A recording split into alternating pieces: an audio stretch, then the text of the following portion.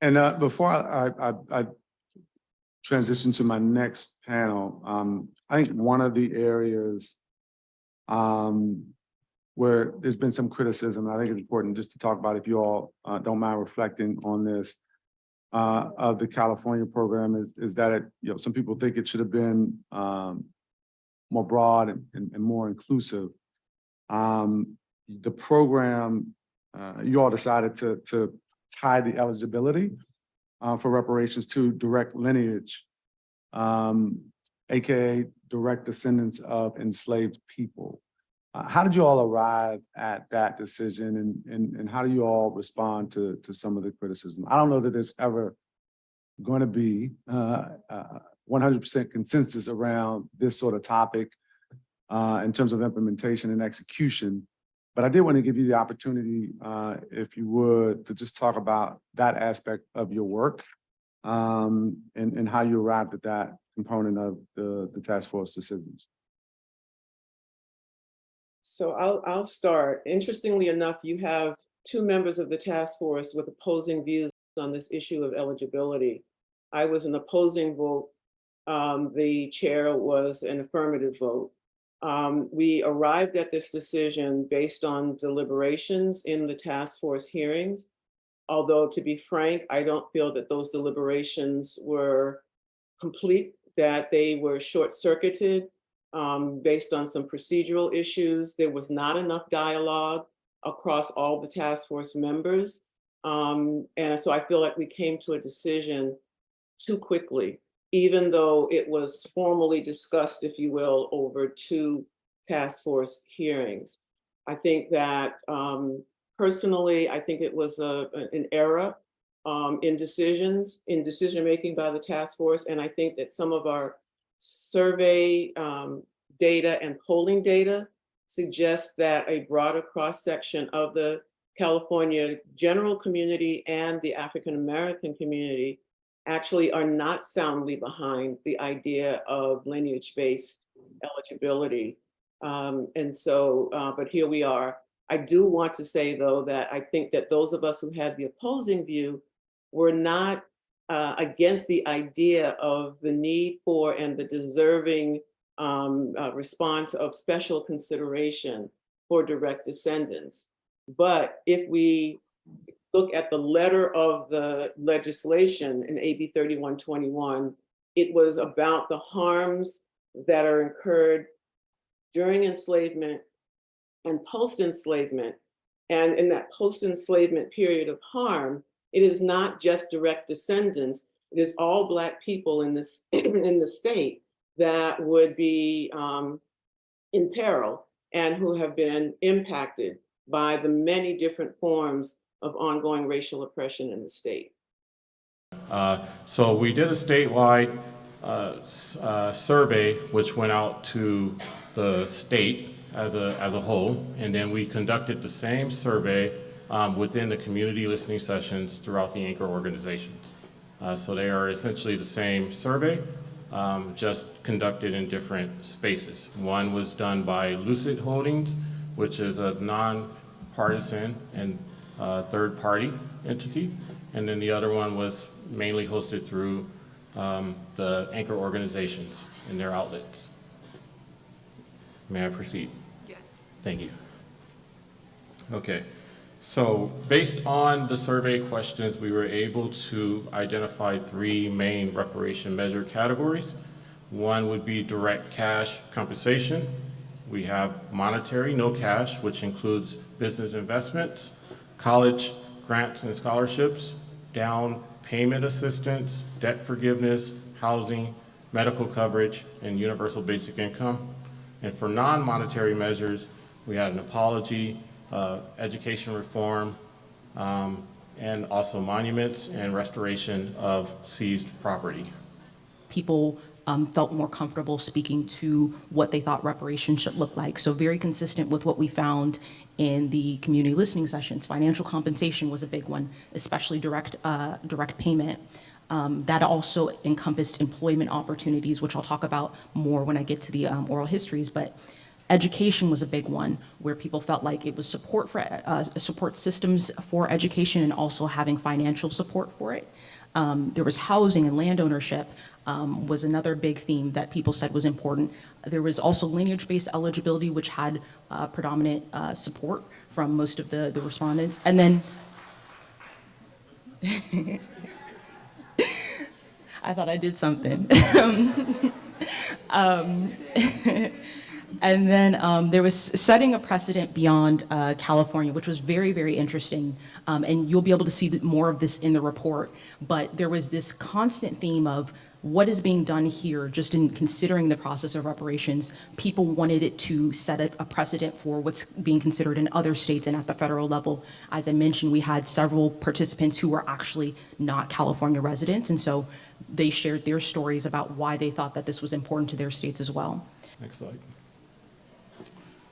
We looked into the question of eligibility, just to get to public sentiment in regards to their positions on it, and we're able to show the results here. We'll go to the next slide. So our findings essentially ended up showing that there is support for lineage-based descendants reparations, and we saw it supported more often within the community listening sessions and from those participants. But between the state sample and the state sample of respondents that were Black, and also with the community sample, we saw a similar level of support. The first question is, I'm trying to reconcile what you've shared today with what is in the AB 3121. In particular, there's a phrase in there that trips me up. And the phrase is under Article 2. And it says that the task force to study and develop reparations proposals for African Americans with a special consideration for African Americans who are descendants of persons enslaved in the US. What does it mean, a special consideration? Because for me, that opened the door to, right, particularly because later on, in the bill, it talks about the lingering negative effects of the institution of slavery, which are all of the different forms of structural racism that anybody Black in this country deals with. So how do I reconcile that? Well, as I said in some of my comments earlier, that there's no question that those who were actually slaves in this country should be considered first. If there is any, if you're going to rank them, that they are the ones who had the most dire impact. It also says that there are some of those, as I said, who had an impact in slavery because they lived here during slavery. They were folks who lived here, who came here. Some of them came in indentured servants and then were turned into slaves. Some were allowed to go free, but those people had their lives also directly impacted. They did not basically operate as a regular citizen in the United States. They were, some of them actually worked alongside the slaves in the various plantations. Some of them could be kidnapped and taken back into it. So I said those who are actually the descendants of slaves who could not move about, who had no mobility, and who were owned and could be, things could happen to them, but who were actually owned by somebody in this country should be the ones who basically are the first and given the first consideration for any reparations that we do. Then those who were secondary would be those who lived, who still had an impact. Slavery had an impact on their life because they lived through it. They could be captured and taken into slavery. They could be beaten in the streets and had to basically alter their existence as a result of the system itself. Those of you who study the history of this country know that those who came here initially as indentured servants came as regular folks, but as the slave system developed, they became second-class citizens. They couldn't be out at night in the dark. They couldn't assemble. They couldn't, those individuals had their lives completely limited. They couldn't sit in the first row of the church. We know that with the churches that developed and all those kinds of things. And life was so bad for them that they had conventions every year to try to basically fight the slave system. And they argued on its behalf because of what the things they were suffering. So those folks had a direct contact with slavery. Slavery was a part of their life. It wasn't something that they read about. It wasn't something that in 1920 somebody comes here, Marcus Garvey comes here from Jamaica, and he hears about it, he learns about it, and those kinds of things. It was not that kind of thing. They actually were the victims of the system themselves, where they may not have been enslaved. They were the victims of it, and they had their opportunities and their visions altered as a result of it, and could actually have all of their resources taken away from them, including their lives. Okay, thank you. It would have been helpful for that to have been more clearly stated what was meant by special considerations, because it kind of left it open. Well, one of the things as we were ending the bill, meeting the deadline, this piece was added on at the end to make sure that others could be considered, because there was a concern that those who basically lived through slavery but weren't slaves had impact on their lives. Rather than saying, someone said, well, we should say anybody came here up to 1965 and all this other kind of stuff. So in order to not do that, we said, hey, first let's consider the folks that were slaves here. And then secondarily, we'll look at those who had that slavery had an impact, a direct impact. And maybe we should have said direct impact. And not just because everybody who lives here is affected by some aspect of slavery.